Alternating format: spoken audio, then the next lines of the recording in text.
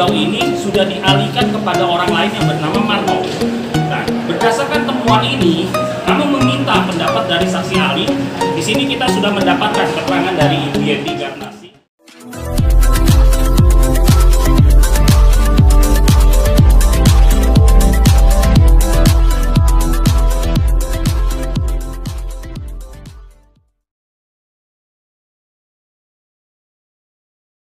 Sejahtera untuk semuanya, terima kasih. Assalamualaikum warahmatullahi wabarakatuh. Salam sejahtera untuk kita semua. Perkenalkan Bapak Ibu, saya adalah Octavianus Setiawan selaku kuasa hukum yang menangani beberapa kasus robot trading.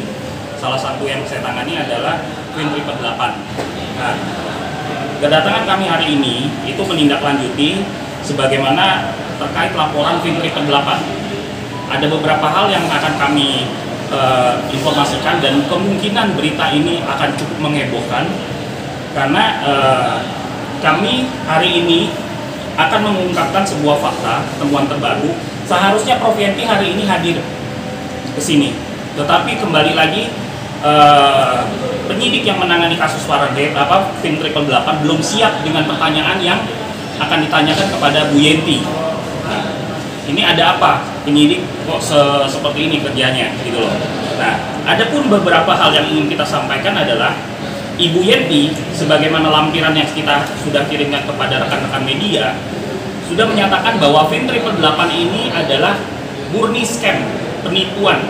FinTriple 8 ini bagian dari robot trading yang dimana pelaporannya ini sudah sejak bulan Februari 2022 dan bahkan bisa dibilang ini adalah robot trading yang dilaporkan pertama kali.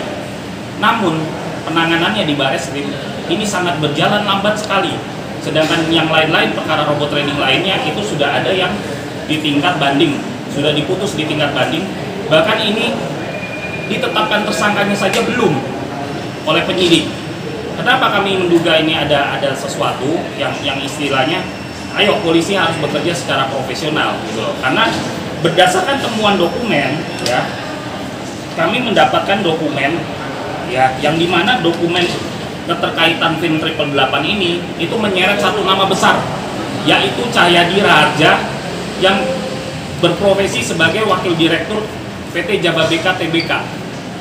Dan Pak Cahyadi Raharja ini sudah dimintai keterangannya baik dalam BAI maupun BAP, dan beliau mengakui bahwa uang dari customer dari FinTriple 8 yang ada di Indonesia itu jumlahnya adalah 61,2 juta US dollar atau setara dengan 1 triliun.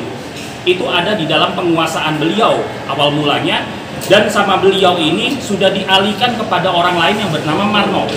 Nah, berdasarkan temuan ini, kami meminta pendapat dari saksi ahli.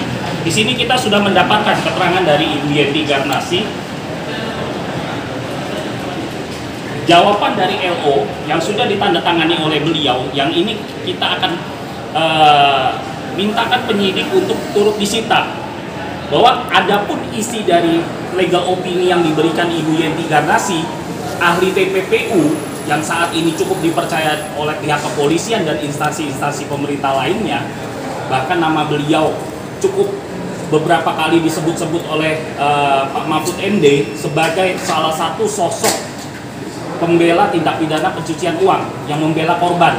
Dalam hal ini menerangkan bahwa sebenarnya Cahyadi Raharja yang berprofesi sebagai Wakil Direktur Jababeka, anak dari konglomerat Hadi Raharja, ini harusnya ditetapkan sebagai tersangka.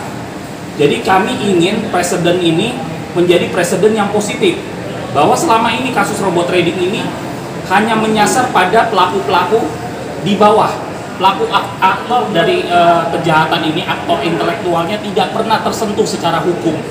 Jadi kami menagih janji dari Kapolri yang dimana silakan bagi semua para korban, apabila kalian ingin menanyakan atau memperjuangkan hak-hak kalian sebagai korban, silakan datang, ini ketuk saja rumah kami di Bareskrim. Jadi hari ini kami bersama dengan para korban, jumlahnya belasan puluhan korban ini, kami meminta tindak lanjut dari kepolisian. Cahyadi Raharja sebagaimana legal opini yang sudah diungkapkan di dalam legal opini, dan kemungkinan dalam waktu dekat Ibu Yenti Garnasi juga akan diperiksa sebagai ahli, dimintai keterangannya terkait tindak pidana pencucian uang, dan ini bukti-bukti sudah konkret. Bukti ini yang nanti saya akan memberikan kepada rekan-rekan media. Di sini disebutkan uang 61,2 juta US dollar, ya, ini sudah dikuasai oleh orang yang bernama Cahyadi Raharja selaku representatif bisnis Fin 888 di Indonesia, 61,2 juta US dollar. Dan di sini disebutkan bahwa uang ini sudah dialihkan kepada orang yang bernama Marno oleh Cahyadi Raharja. Seharusnya ini sudah menjadi titik terang dan petunjuk bagi pihak penyidik bahwa seharusnya Cahyadi Raharja sudah bisa ditetapkan sebagai tersangka. Apalagi dokumen-dokumen ini adalah dokumen dari Singapura, namanya affidavit, yang dimana affidavit ini kebenarannya sudah kita apostilkan. Kita sudah meminta dari Direktorat Kementerian Hukum dan HAM untuk melakukan pengecekan apakah dokumen affidavit tersebut ini adalah dokumen yang benar-benar valid. Dan di sini pun juga sudah dinyatakan bahwa dokumen affidavit itu adalah dokumen valid yang bisa dipakai sebagai alat bukti. Nah, ini Bapak Ibu bisa lihat. Ini sudah mendapatkan legalisasi apostil. Affidavit kami yang dari Singapura ini sudah disahkan oleh Kementerian Hukum dan HAM, sudah menjadi akte sertifikat yang dimana diotorisasi oleh Direktorat Otorisasi Pusat dan Hukum Internasional. Ini sudah sah secara bukti. Jadi kami ingin, ini berita heboh, Cahyadi Raharja, konglomerat Indonesia, itu tersangkut dengan kasus Fin 888. Dan ini kita minta agar diusut tuntas. Penyidik, polisi, Bareskrim, jangan hanya yang dikejar adalah pelaku-pelaku bawah, sebagaimana kasus-kasus yang sudah ada. Seperti kasus-kasus yang saat ini sudah disidangkan, itu hanya menyasar pelaku-pelaku yang bukan pelaku utama. Nah, sekarang kami menagih janji Kapolri untuk mengusut tuntas. Ini ada orang yang konglomerat Cahyadi Raharja, Wakil Direktur Jababeka profesinya, tolong ditindak secara tuntas. Dan ini juga sudah dapatkan dari LO-nya Ibu Yenti Garnasi. Beliau pun, ya, Cahyadi Raharja memang seharusnya harus ditetapkan sebagai tersangka. Jadi kurang lebih itu yang menjadi titik poin dari hari ini. Jadi kami dari perwakilan para korban setelah ini, ya, karena penyidik yang seharusnya memang kita berharapnya hari ini tetap dilaksanakan pemeriksaan kepada Ibu Yenti, karena pertanyaannya sekelas Bareskrim belum siap, kami harus menunda nih kedatangan Bu Yenti. Tetapi saya sudah berkontak dengan Bu Yenti. Silakan para korban ataupun rekan-rekan media, Ibu Yenti hari ini mengundang Bapak Ibu yang memiliki waktu untuk siang ini menyambangi rumah beliau di daerah Sentul. Beliau akan memberikan statement lebih lanjut terkait ini. Emang surat panggilan sudah ada, Pak? Surat panggilan sudah ada. Sudah ada. Bahkan kenapa dinyatakan belum siap? Kalau dipanggil kan berarti udah harusnya siap. Betul. Bahkan percakapan saya hari ini, ya, dengan AKBP Wawan, ini selaku kanit yang menangani perkara aku, ya, saya sudah reminder.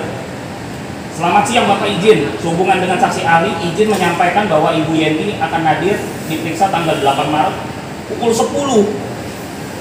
Tempat di Bareskrim, ya kan? Justru saya mendapatkan informasi dari Ibu Yenti, ya, bahwa pertanyaan yang dibuat untuk beliau, ya, itu pertanyaan yang belum siap, sehingga tidak memungkinkan Ibu Yenti membuat dan menandatangani pertanyaan-pertanyaan tersebut yang belum siap. Karena kesibukan beliau juga gitu loh. Jadi beliau minta tolong dimatangkan. Tolong pertanyaan kamu itu yang detail dan lengkap, yang bisa memihak para korban. Kami tidak mau pertanyaan yang dibuat ini adalah pertanyaan-pertanyaan banci. Pertanyaan-pertanyaan yang tidak justru malah memperkuat posisi korban, dalam hal ini korban yang dirugikan oleh Fin 888. Ini ada apa gitu loh.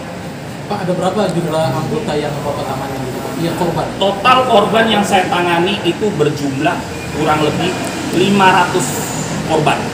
Dengan total kerugian itu adalah 8 juta US dollar atau setara dengan 135 miliar. Dan ini kita menyayangkan gitu loh. Apa memang gitu kan penyidik dari Subdit 5 ini kenapa kok geraknya lambat sekali gitu loh. Kasus Fit 888 ini udah ulang tahun nih, udah 1 tahun nih. Ditetapkan tersangkanya tidak gitu loh. Sedangkan di kasus yang sama, kasus Fahrenheit, kebetulan dipegang oleh Kasubdit yang sama, perkara itu tuh sekarang sudah banding.